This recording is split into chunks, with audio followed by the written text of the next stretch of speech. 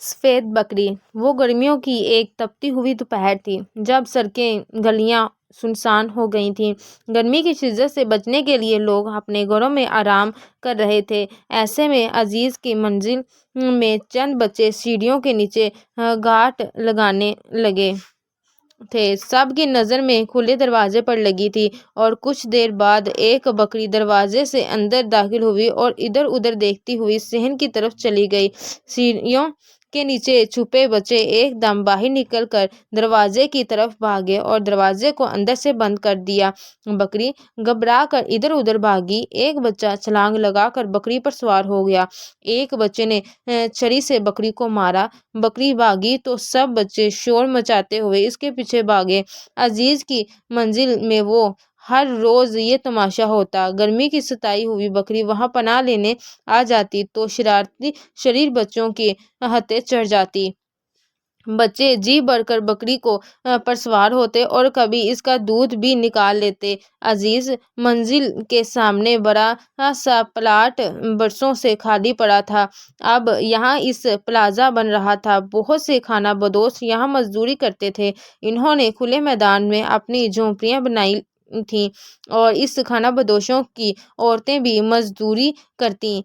تنگ درنگ بچے سارا دن میدان میں کھیلتے رہتے۔ انہی خانہ بدوشوں کی بکریاں گرمی سے گھبرا کر عزیز کی منزل میں آ جاتیں اور پھر بچے ان کا برا حشر کر دیتے۔ ایک دوپہر بچے حسب عادت گھاٹ لگانے بیٹھے تھے کہ ایک بکری اندر آئی۔ بکری کے سارے جسم پر چاندی جیسے سفید سفید بال تھے۔ بچوں نے نعرہ لگایا اور دو بچے اکٹھا بکری پر سوار ہو گئے۔ ایک بچے نے جیسے ہی بکری کو دم پکڑ کر زور سے کھینچی تو بکری ایک دم اچھلی۔ بکری کے اوپر بیٹھے دونوں بچے گر پڑے۔ اچانک بکری کا قد بڑھنے لگا۔ دیکھتے ہی دیکھتے بکری کا قد ایک گائے کے برابر ہو گیا۔ یہ دیکھ کر بچے خوفزدہ ہو گئے اور گھبرا کر وہاں سے بھاگنا چاہا مگر بکری نے کسی بچے کو بھاگنے کا موقع نہیں دیا۔ اس نے سر جھکایا اور ایک بچے کو زور سے ٹکر مار دی۔ بچہ اچھل کر دور جا گرا۔ بکری نے اپنی اگلی ٹانگوں سے دو بچوں کو دھکیل دیا۔ جیسے ہی کوئی بچہ بھاگنے کی کوشش کرتا بکری اسے مار کر گرا دیتی اور پھر اپنے گھروں سے کچل دیتی اور بکری نے مار مار کے ان شریر بچوں کا برا حال کر دیا۔ سب بچے پہ دھڑ پہ لگنے والی چوٹوں سے نڈھال ہو کر گر پڑے تو بکری کا قد چھوٹا ہونے لگا۔ جب اس کا قد عام بکری جتنا ہو گیا تو وہ چپکے سے باہر نکل گئی اور بچوں کی چیخیں سن کر گھر کے بڑے جاگ اٹھے۔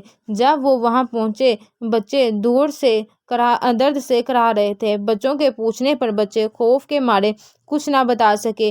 جس وقت عزیزی منزل میں یہ تماشا ہوا کچھ راہ گیر محلے داروں نے ایک سفید داڑھی والے بزرگ کو عزیزی منزل سے نکلتے دیکھا۔ ان بزرگ کے بال چاندی کی طرح سفید تھے۔ کوئی نہیں جانتا تھا کہ یہ بزرگ کون تھے مگر وہ عزیزی منزل کے بچوں کو ایسا سبق دے گئے تھے کہ آئندہ وہاں پناہ لینے والی کسی بکری کو کسی بچے نے تنگ نہیں کیا۔